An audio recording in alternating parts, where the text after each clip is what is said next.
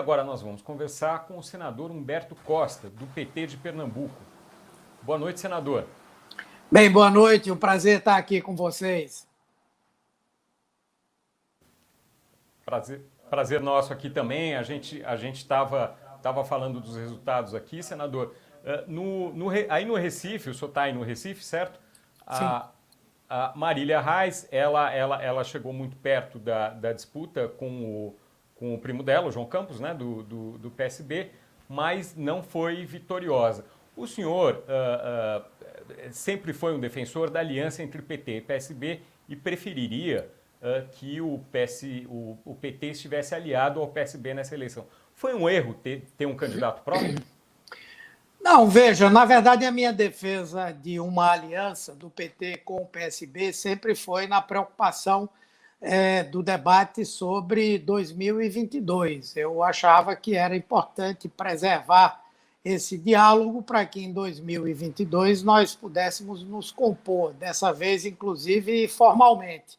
Mas na medida em que o partido tomou a decisão de lançar a candidatura de Marília Reis, ela teve o meu apoio, não pude ter uma grande participação por conta da pandemia, mas nós apoiamos politicamente, ela fez uma grande campanha, demonstrou aí um espírito muito aguerrido, muito competente, talentosa, e ao mesmo tempo ela conseguiu dar uma demonstração de que o PT é uma força social viva, importante na cidade do Recife.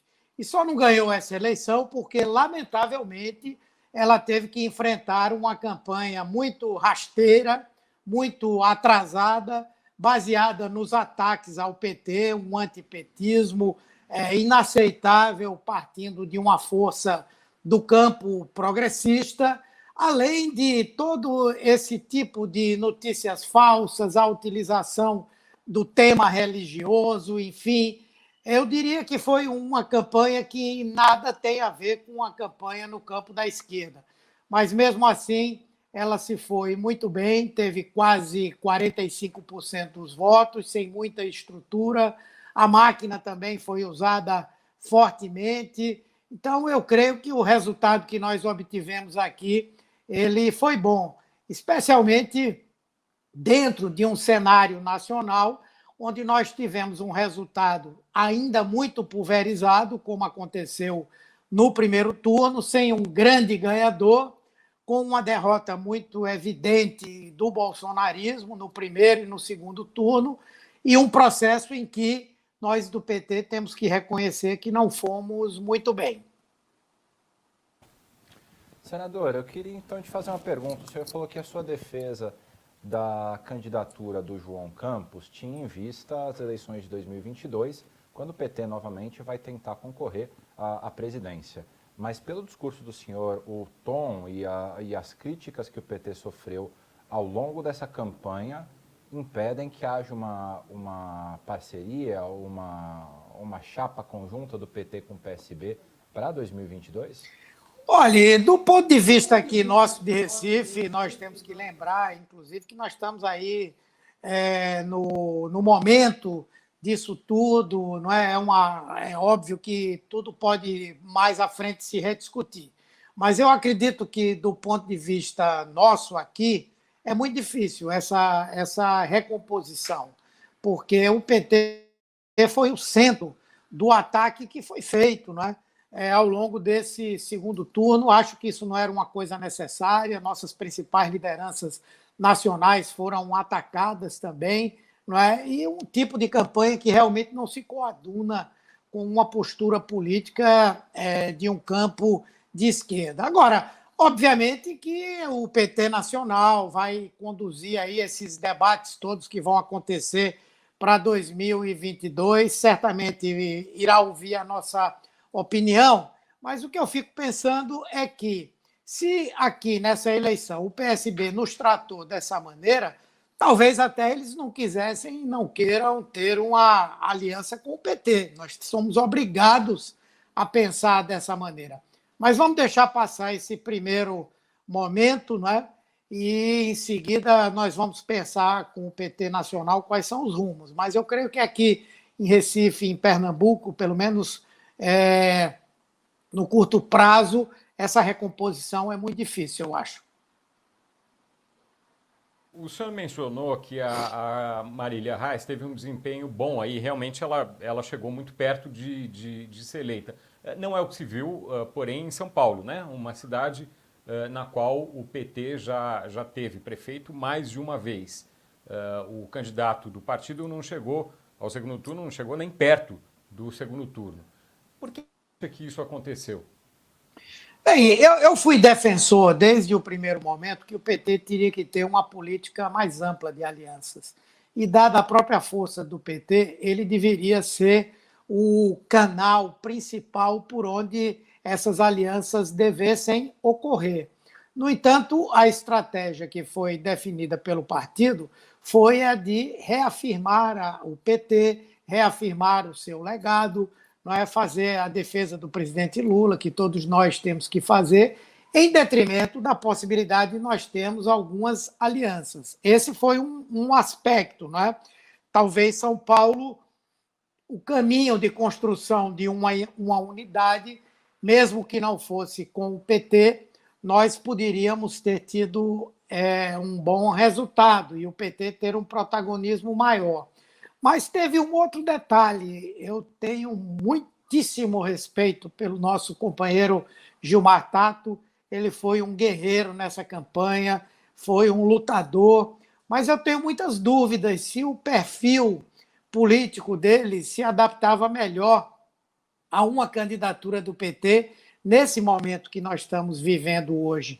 O resultado é que o Boulos terminou ocupando um espaço que tradicionalmente foi do PT. Mas eu acho que o resultado de São Paulo, ainda que o PT não tenha ido para o segundo turno, foi um resultado excelente e o Boulos é alguém que é parte de um projeto nosso. O que eu acho importante a partir de agora, como eu estou dizendo, nós estamos aqui no calor dos resultados, é preciso sentar e pensar com muita calma, muita tranquilidade, não é? Mas eu acho que o PT precisa avaliar, não é, esse papel. Eu acho que mais do que nunca o PT deve procurar ser esse elo entre os diversos segmentos da esquerda e ter a possibilidade de construir em conjunto com esses partidos uma aliança, uma chapa e uma candidatura que seja competitiva para 2022, porque nessa avaliação apressada que nós estamos fazendo agora dos resultados, também não foi um bom resultado para a esquerda como um todo. E hoje nós temos no Brasil um governo, um presidente que tem uma base de sustentação bastante sólida, embora pequena, mas é muito sólida, o que lhe dá condições de pleitear a chegada ao segundo turno, não é? Nós temos um segmento de centro e centro-direita que, inegavelmente, se fortaleceu também, não é? E a esquerda, embora alguns tenham se fortalecido mais do que outros, ela, digamos assim, parece ser forte, unida.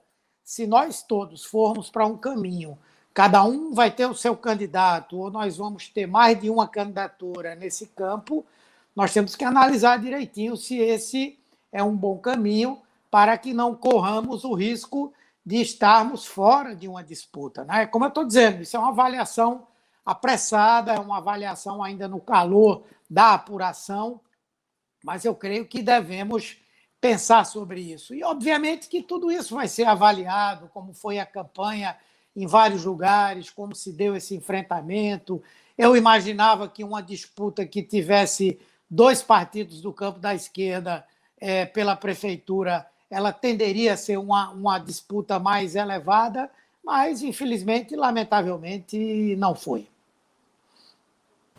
Senador, eu queria fazer uma pergunta para o senhor. Eu queria que o senhor fizesse, na realidade, uma avaliação sobre o desempenho do PT nas eleições desse ano no país inteiro. Eu tenho aqui alguns números que eu queria trazer para o senhor, porque eu queria que o senhor desse um panorama de como é que o senhor entendeu esse desempenho do seu partido. Em número de prefeitos, por exemplo, em 2012, o PT tinha 638, passou para 254 em 2016 e até o fim do primeiro turno tinha 178, elegeu 178 nesse ano.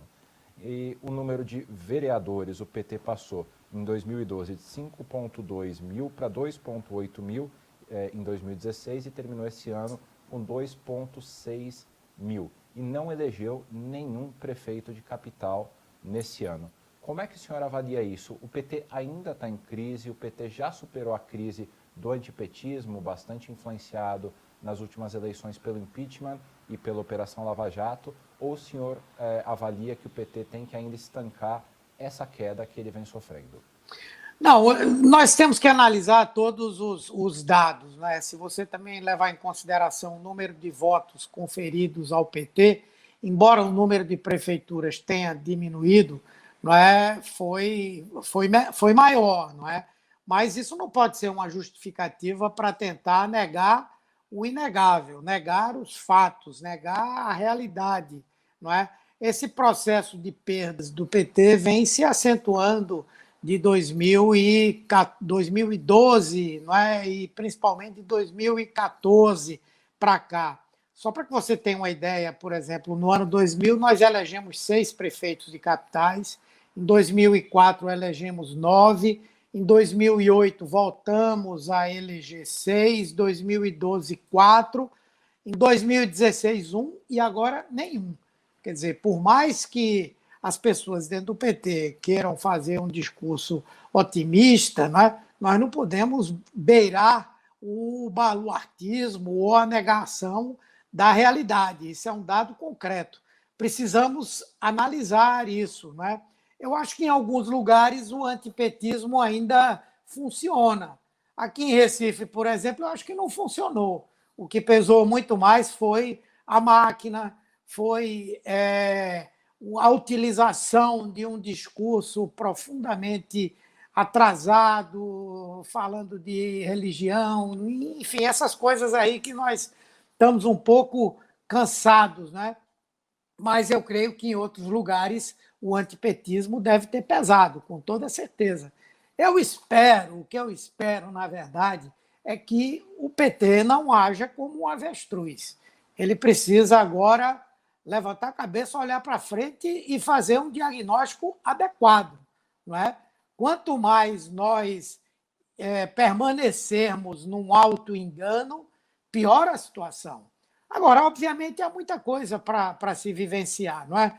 Nós vamos, a partir de janeiro, viver um país onde a situação econômica, social e política deve se agravar.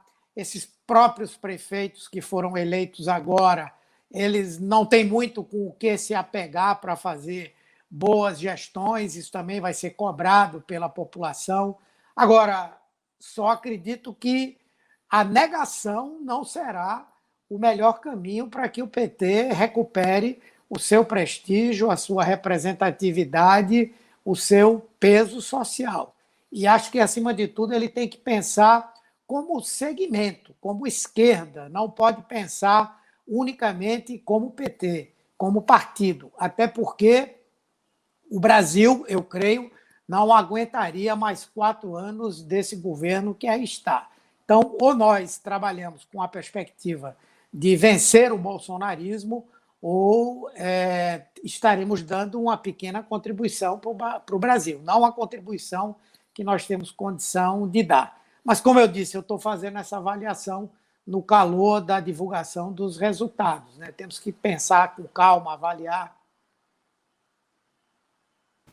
Senador, caminhando já para o fim aqui da nossa entrevista, eu queria perguntar para o senhor o seguinte: ainda que não se tenha tido um resultado, quer dizer, que Marília Reis não tenha ganhado no Recife, ela chegou muito perto disso, não é o que se viu em São Paulo, a gente conversou sobre isso. Há um deslocamento de força em direção ao Nordeste dentro do PT. Eu pergunto, quer dizer, nas próximas eleições para presidente, será que o candidato ideal seria um candidato do Nordeste? E aí, só fazendo relatando uma curiosidade aqui, é importante para quem está nos assistindo saber que o senhor é de Pernambuco, mas é nascido em São Paulo, né? Então a pergunta fica um pouco mais confusa aí. Mas qual a sua avaliação sobre isso, por favor, já Como última pergunta aqui da nossa conversa. Olha, eu acho que o PT tem que realmente compreender que o centro do poder, da força do partido, já vem se deslocando há algum tempo de São Paulo para outros estados, em particular para o Nordeste, não é? E essa realidade tem que ser levada em consideração. E eu não sei se isso deve se traduzir por uma candidatura de um nordestino.